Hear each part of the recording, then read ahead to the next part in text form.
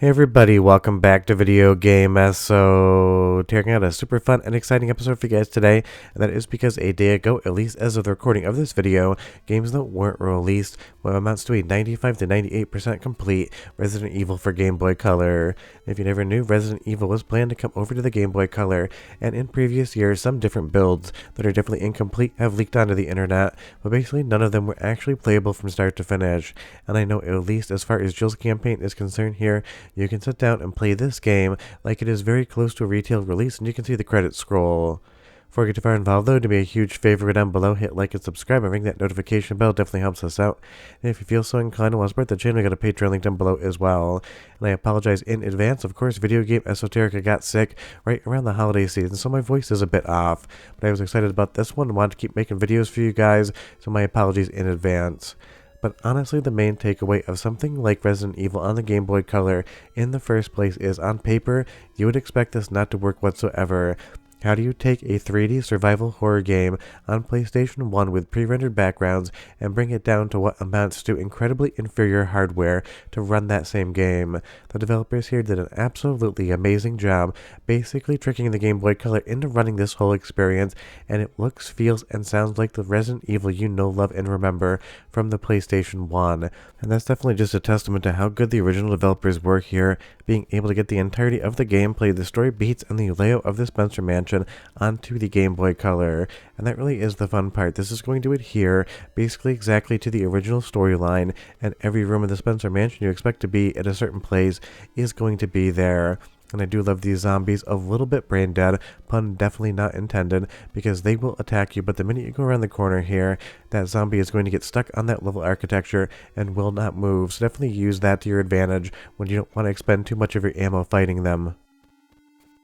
But I mean, I get it, it is still a prototype, even though it's like 95% complete, and you can get that same zombie stuck on the wall in both the PlayStation 1 and the Sega Saturn version, so for all I know they added that in there just as a little bit of a nod to the original game and how it functioned.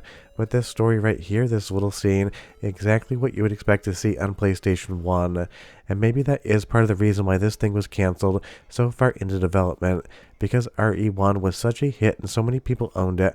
Maybe there wasn't too much of an audience as far as accounting was concerned when they thought to themselves, who's going to buy the same game in a technically inferior version on a Game Boy Color if they already own it at home on the PlayStation 1, or more rare, the Sega Saturn. And that's one of those things. Capcom basically said, you know what, we're pulling the plug on this, but I can't imagine it's down to the fact of any sort of quality review, because every single time I check this game out, and now in the near complete version, I am hyper impressed with just how much this game actually feels like a Resident Evil title. And of course it is a Resident Evil title, but on the Game Boy Color, and with a lot of the sprite and background work here, it definitely has that same sense of perspective, which comes across almost perfectly.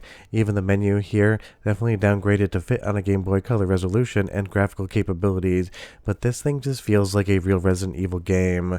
But of course, with the previous betas we did have, the entirety of the game wasn't there, so it felt more like a tech demo, something that was fun to kind of explore to see what could have been, but not enough there to actually recommend you sit down and play the thing. Because at least on the Jill campaign side of things, again, you can play it from start to finish, and I do know a few people that are playing Chris right now, and they are pretty close to the end as well. Obviously, this isn't the full retail version because this game was never finished, but it feels like it was at the final polish stage. And as far as why the zombies just kneel down and don't fall to the floor when you actually kill them, I have no idea, but it is a pretty funny effect. And I really love all the bright, vibrant colors they use here. That crimson on the wall both looks like the original PlayStation 1 version, and also does a really good job giving you a sensation of depth as it falls off into the black here, and a little bit of that dithering. That is a challenge on something like the Game Boy Color, to actually force a 3D perspective in something that truly isn't 3D whatsoever. It also has a really fun soundtrack, even if it's basically going to be almost the same the entirety of this video. So go ahead and listen for 45 seconds, but come back.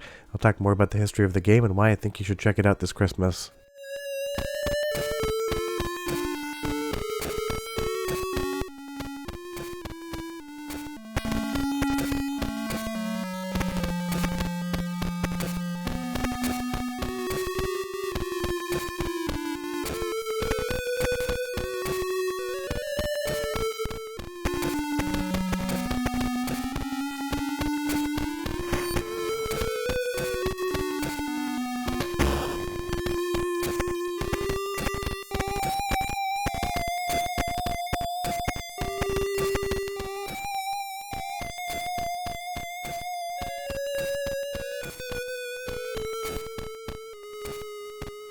I mean, it's definitely that classic Game Boy Color beep, boop, and bop soundtrack, but it definitely works in the context of feeling both scary and Resident Evil at the same time.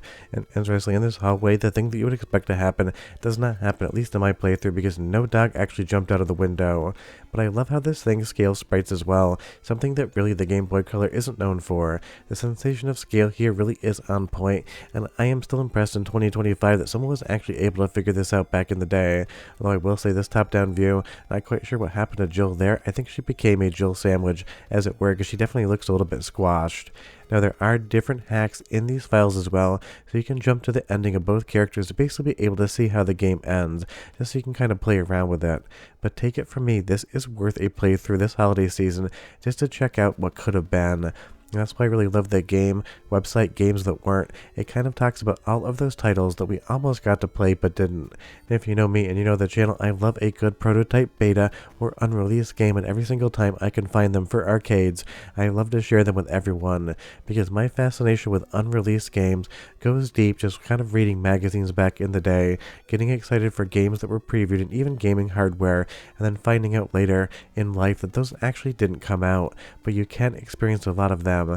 And that is why video game preservation is so important, and it's not like we get a prototype Resident Evil game released all the time.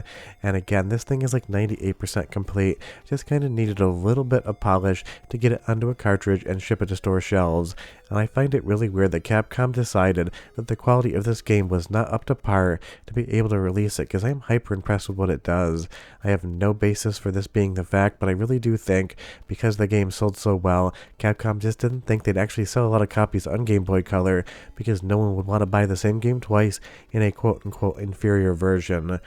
But it really makes you think how many other fun Resident Evil prototypes could still be out there. Resident Evil 0 on N64 before it moved over to GameCube would be a fun one, but the different demos of Resident Evil 4 before it came the game we know, I'd love to play those, including the Hookman version.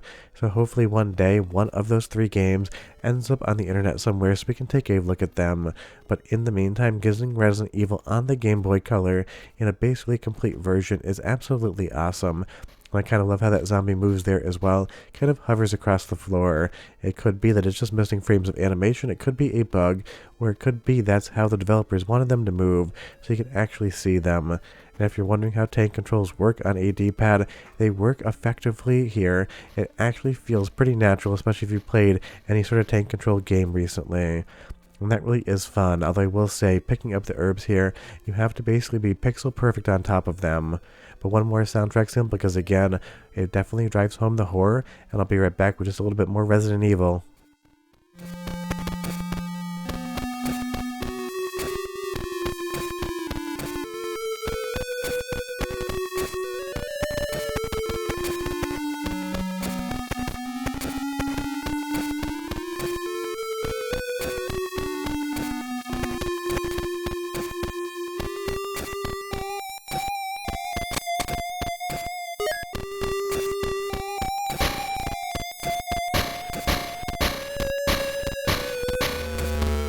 Not sure if that was supposed to be the gunshot sound effect that was in the final game, but as someone who grew up in a rural area in Vermont, I can tell you, never heard one that sounded quite like that. But again, it is the Game Boy Color, there are only so many different actual notes it can get out of the sound hardware.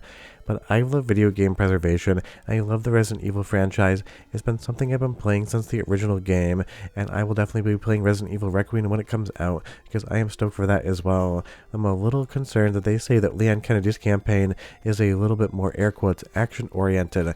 I really hope we're not getting into another Resident Evil 5 and 6 era, where half of the game is survival horror, and the other half is definitely some B-tier action.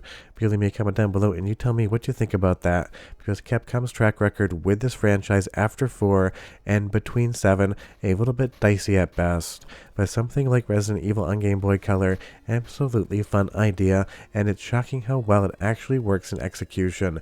And I love that zombie there just kneeling. Maybe he'll come back alive, you never know. But this is a fun Christmas treat for Resident Evil fans, and again, something I decided I wanted to make a video on, even though I have been feeling great this week, just because it's the type of thing that you expect out of me, and it is the type of thing I absolutely love to talk about.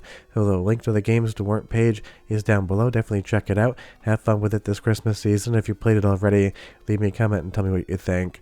I love Jill's idle animation there, just kind of looking at me thinking, let's go already. But I hope you enjoyed the video, and I'll see you guys next time. Bye-bye.